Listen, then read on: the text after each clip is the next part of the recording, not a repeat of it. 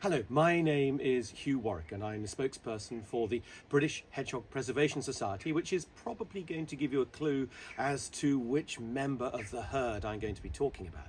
And yes, that is the Western European hedgehog, representing the northern forests. This wonderful creature is a particular favourite in the United Kingdom. In fact, I say the particular favourite in the United Kingdom. Every time there's a vote or a poll about the nation's favourite animal, the hedgehog always wins. Now, I would love to be able to do this presentation to you holding a live hedgehog, having it crawling over my hands, sitting in my lap and generally misbehaving. But they are a nocturnal animal and it would be cruel. They would become stressed if I was to have the hedgehog out now. In fact, there is this strange attributes of the hedgehog. The way that they display their stress and their unhappiness actually leads to one of their key bits of vulnerability. Because the hedgehog, unlike most species, most animals, doesn't have a fight or flight response. So if you see a hedgehog, it's going to frown at you, and then eventually, if it's really frightened, it'll roll up into a ball. And let me explain. So I say I can't have a real hedgehog with me, but what I do have is a taxidermied specimen. This is my ever faithful hedgehog. Another lovely thing about this is that I go into many primary schools and there's no way I could bring in a real live hedgehog there. The hedgehog, again, would be very stressed. We'll get back to why this is a problem in a minute. But this means that people get a chance, that children get a chance to actually touch, to stroke a hedgehog. And the defining feature of the hedgehog, if ever there was one, is the fact that this is the United Kingdom, Britain's only prickly animal, prickly land animal. We do have sea urchins in the sea around us. Now, anyway, the hedgehog is covered in prickles. These prickles, and you can actually hear that noise, it's properly prickly. These prickles are made of just modified hair. Same stuff our fingernails are made of, keratin, and they are an amazing defense. This is what the hedgehog does when it's worried. I said that they frown, and I'm not joking. So the frown muscle on the hedgehog runs all the way from above its sort of nose, eyes here, down to its tail. And when it frowns, that muscle contracts, causing all of the spines to stick up in random angles, which means that the hedgehog is frowning and it's like, oh, it's a bit protecting its eyes, its nose and its ears. And then if it's really scared, it rolls up into a ball. And so I was saying how the hedgehog could be stressed, but we wouldn't know it. And that is because the hedgehog doesn't have a fight or flight response. The hedgehog, when worried, when scared, when stressed, will frown, roll up into a ball, won't run away. This means that we can go and pick up a hedgehog if we so wished and think that the hedgehog actually isn't too worried or bothered, but actually it can be very distressed there. Now, this fight or flight response, which it can do because it's covered in prickles, gives it a really quite special vulnerability.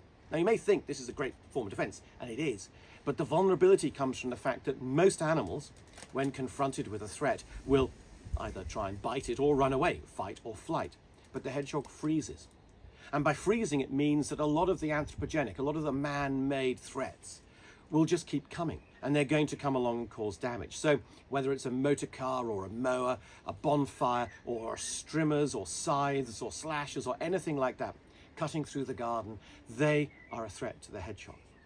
Now, let's take a few steps back. Why is the hedgehog representing the northern forests? Well, it's not an animal which is normally seen in the forests, because we tend not to see them, because they're nocturnal, they're secretive, they hide themselves away.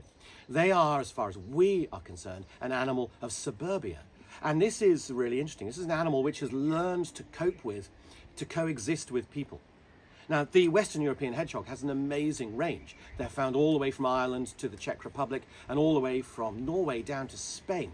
They can cope with many different habitats. And in that, yes, originally, the original boreal forests would have contained hedgehogs. That would have been their natural home. But the boreal forests would have only had certain patches where the hedgehogs flourished, where the edges of the forest broke onto pasture. That woodland edge habitat is their particular favourite. Now, that woodland edge habitat is something that we in our gardens have created in many ways. And also, if you think about the name, the hedgehog, this is an animal which hogs the hedgerows. They're an animal that loves those edge habitats. So our gardens have the capacity of being a mosaic of lots of different habitats. And this is really important for an animal, even though they're only quite small, an animal that can move considerable distances at night. And the reason they move as far as they do, and they tell you a female hedgehog will roam on average 1 kilometre a night, a male 2 kilometres a night. And the reason they travel so far is because they're in search of food, water, shelter, and potential mates. These are all the things they need in their lives to be happy. So if they're looking for these 4 key components to ensure the survival of their species, they need to be able to move through the landscape. And they are looking for these different things. And my garden behind me here, it's scruffy, it's messy, it's got porous borders. You can get yourself, the hedgehog can get themselves into the neighbour's garden and the garden beyond that. We've got a pond, they've got a compost heap, and beyond there they've got a wonderful log pile. So there are all these different sorts of places for the hedgehog to be able to have access to. So the hedgehog needs to find, as I say, food, shelter, water, and potential mates. The water is easy if you are generous enough to provide a little bit of water for them. Shallow dishes left out at night is particularly useful. Food, now natural hedgehog food, this is something which is quite significant. We haven't actually mentioned why the hedgehog is so significant in terms of the herd. It's because this is now on the red list as threatened with extinction and vulnerable to extinction, both nationally and internationally. The IUCN recognises that we have undermined the hedgehog's capacity to thrive. And the key moments, that the key issues that the hedgehog faces now are down to loss of habitat and loss of food. 2 principal issues there. We can provide them with habitat to a certain extent with our gardens, but in our farmed landscape, that habitat has become an ecological desert. We know, for example, we don't know how many hedgehogs there are, though there's research ongoing at the moment, which is beginning to unpick answers to that. But what we do know is how the population has changed over time. We know that since the year 2000, hedgehog numbers have declined in suburbia, like where I live, by 25% on average. But in the rural landscape, it's up to 75%. One of the ecologists who wrote that report actually said to me their populations are in freefall in the farmed landscape. And the principal reason for that is the lack of food.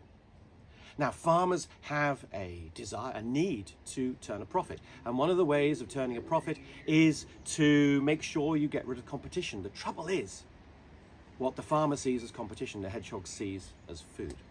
Because the hedgehog's food are the macroinvertebrates, the bigger bugs and beasts. They are the worms, the beetles, the caterpillars, all of these wonderful, fascinating creatures which are out there.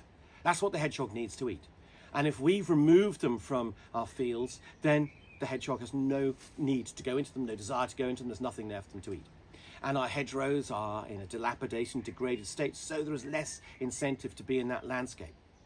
What we've got in our gardens is potentially a really rich, vibrant set, a mosaic, as I've mentioned, of different habitats, where we've got different things which will meet the hedgehog's need. We can supply them with food. We can actually supplement their diet using kitten kibble, meaty pet food. Now, the reason why the hedgehog is such an important member of the herd, even though the hedgehog is often described with the word humble, the humble hedgehog, is because people love the hedgehog. As I said at the beginning, people absolutely love the hedgehog. It's a wonderful icon to draw people in to see what really can be going on with the natural world. How these, the changes which are happening to the environment through climate change, through biodiversity loss, are manifesting in the loss of such an amazingly charismatic and gorgeous and accessible animal.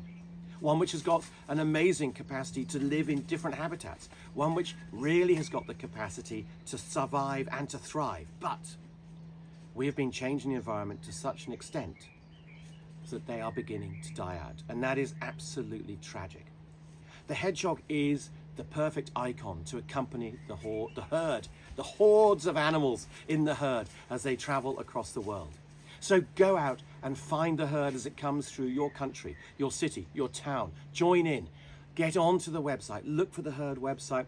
Look for the instructions. You can make a hedgehog puppet. You can have the puppet as part of what you do. Help spread the word about the threats that we humans are imposing on the natural world. Do your bit. Do your best to try and help save the hedgehog and all the other amazing animals out there in the herd.